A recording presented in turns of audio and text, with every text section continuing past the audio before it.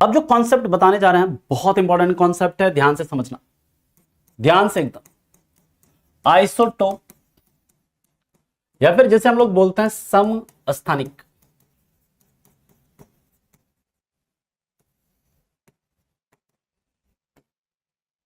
इस समस्थानिक का बड़ा रोल था किसमें? समस्थानिक का बड़ा रोल है। मेंडलीव का जो पीरियोडिक टेबल फेल हुआ ना, उसमें ये आइसोटोप जो है पूरा खेल गड़बड़ा दिया। कैसे गड़बड़ाया अभी हम समझेंगे। पूरा खेले गड़बड़ा दिया ये मेंडलीव के पीरियोडिक टेबल का। कई सारा कारण था उसका, सबसे जिसमें एक कारण यह भी था कि उसमें आइसोटोप के लिए जगह नहीं छोड़ा था। कौन? मेंडलीव ने अपने पीरियोडिक टेबल में आइसोटोप का कोई जगह नहीं था।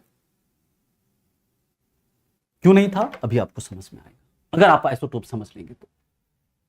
देखिए आइसोटोप का मतलब क्या होता है? Having same place. यहां पर नाम में देखो समस्थान, समस्थान समझना है। समस्थान का मतलब क्या? समान स्थान। समान स्थान कहां पर? ये एलिमेंट को कहां पर सजाया गया है? एलिमेंट कहां पर है ये बताओ, किधर रखा गया एलिमेंट को? तत्वों को कहां पर सजाया गया? एटम को कहां पर सजाया गया है? पीरियोडिक टेबल में। अरे हाँ या नहीं बोलो, कहां पर सजाया गया है? पीरियोडिक टेबल में। यानी कि जो इसका सेम प्लेस हो, समान स्थान हो, कहां पर? In periodic table, having same place in periodic table. इसका मतलब ही यही है। और पीरियोडिक टेबल में, आवर्त सारणी में तत्वों को उसके किस गुण के आधार पर सजाया गया? जो मॉडर्न पीरियोडिक टेबल है हमारा, जो आधुनिक आवर्त सारणी है, जो मोस्ले का पीरियोडिक टेबल है, उसमें तत्वों को उसके किस गुण के आधार पर सजाया गया है? एटॉमिक नंबर के आधार पर।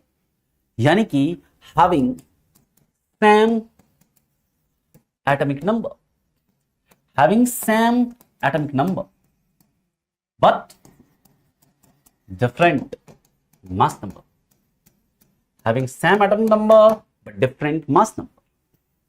यानी कि जिसका एटॉमिक नंबर क्या हो? सेम हो, मास नंबर क्या हो? डिफरेंट हो। यानी कि हैविंग सेम नंबर ऑफ क्या?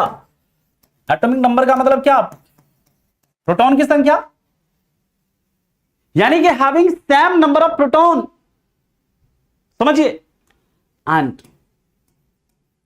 Different number of proton plus neutron, या डिफरेंट नंबर ऑफ न्यूक्लियॉन भी लिख सकते हैं आप इसे। यानी ऐसे एटम्स जिसका एटॉमिक नंबर क्या हो? सेम हो, मास नंबर क्या हो? डिफरेंट हो, है ना। ऐसे एलिमेंट जिसका प्रोटॉन का संख्या सेम हो, लेकिन प्रोटॉन प्लस न्यूट्रॉन यानी न्यूक्लियॉन की संख्या जो है डिफरेंट हो, है, उसे हम लोग क्या बोलेंगे? उसे हम लोग बोलेंगे समस्थानिक बोलेंगे। उसे क्या बोलेंगे हम लोग? आइसोटोप बोलेंगे। ठीक, बात समझ में आ गई। लेकिन याद रखिएगा, जैसे आपको दे दिया जाए, तीन चार ऐसे तत्व दे दिया जाए, मान लीजिए एक्स दे दिया, वाई दे दिया, जेड दे दिया, लिख दिया 17 35 17 36 17 37, ऐसे लिख के दे दिया, और पूछ दे एक्स वाई जेड एक दूसरे का क्या है? एक्स वाई जेड में क्या संबंध है? एक्स वाई जेड में क्या संबंध है? बताइए। आपको देखना है कि नीचे वाला नंबर अगर सेम है सर, इसका मतलब कि इसका एटॉमिक नंबर सेम, इसका मतलब क्या? इसमें प्रोटॉन की संख्या सेम है। इसका मतलब क्या? ये एक्स वाई जेड जो है ना, एक दूसरे का क्या है? ये क्या है? ये सब समस्थानिक है। क्या है? ये सब समस्थानिक है। ठीक, नीचे वाला नंबर अगर सेम तो समझ जाना है वो क्या है? समस्थानिक है, यानी कि वो क्या है? आइसोटोप है।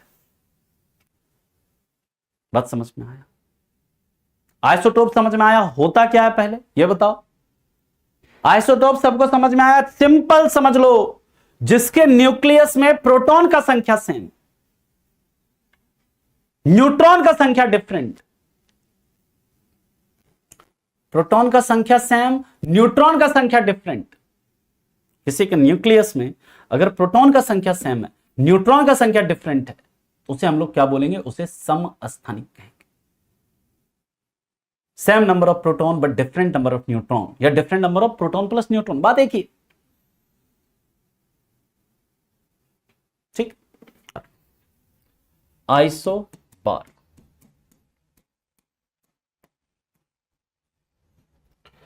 इसे हम लोग कहते हैं समभारिक। समभारिक का मतलब क्या? नाम में, नाम से ही पता चल रहा है ना। कृत्रिम हीरा किसको कहते हैं? नहीं पता है किसी को जी? चलो कोई नहीं, जब हम लोग कार्बन पढ़ेंगे तो वहां पर बताएंगे। ठीक है। आइसोबार की बात करते हैं तो याद रखिएगा, ऐसे एटम जिनका mass number same but atomic number different हो,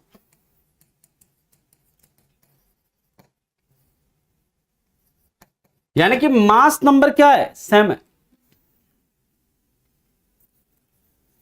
ठीक है। मास नंबर क्या है इसका? सेम रहेगा। प्रोटॉन और न्यूट्रॉन की संख्या सेम रहेगी, लेकिन याद रखिएगा जो इसका एटॉमिक नंबर होगा वो क्या रहेगा? डिफरेंट रहेगा। यानी कि नंबर ऑफ प्रोटॉन जो है ना, वो क्या रहेगा? डिफरेंट रहेगा। और जैसे इसके एग्जाम्पल की बात करें, मान लीजिए आर्गन 1840, पोटेशियम 1940, कैल्शियम 2040। अब देखिए यहां पर आपका नीचे वाला नंबर क्या था? यहां पर क्या है? नीचे वाला नंबर सेम है क्या? नहीं।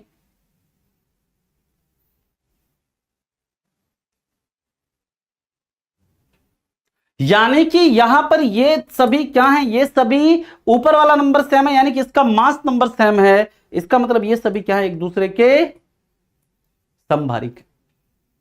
ठीक है। जैसे C6 40, नाइट्रोजन 7 है 40। देखना, ऊपर वाला नंबर अगर सेम है, यानी कि अगर मास नंबर सेम है, तो वो क्या है? वो आपका समभारिक है। क्लियर है पॉइंट? आइसो न्यूट्रॉन, या इसी को आइसोटोन, या इसी को बोलते हैं सम न्यूट्रॉनिक।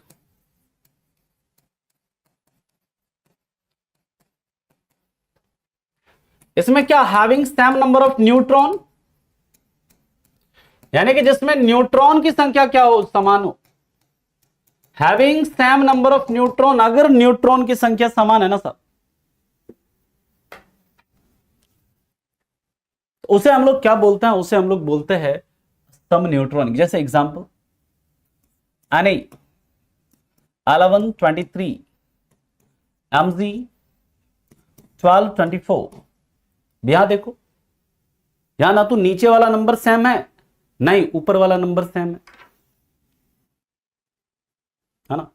ना तो नीचे वाला नंबर सेम है, ना ही ऊपर वाला नंबर सेम है। अब क्या करेंगे? अब क्या करेंगे? अब यहां पर देखिए क्या है, हम ऊपर वाले नंबर में से नीचे वाला नंबर घटाते हैं। बिल्कुल बिल्कुल आ रहे हैं। तो यहां पर देखोगे तो न्यूट्रॉन की संख्या क्या आ गई? 12। यहां पर भी न्यूट्रॉन की संख्या क्या आ गई? 12। यानी कि ये क्या हो गया? एक दूसरे का सम न्यूट्रॉनिक हो गया। और सर देखिए कई सारे एग्जाम्पल हो सकते हैं, जैसे C614, O816,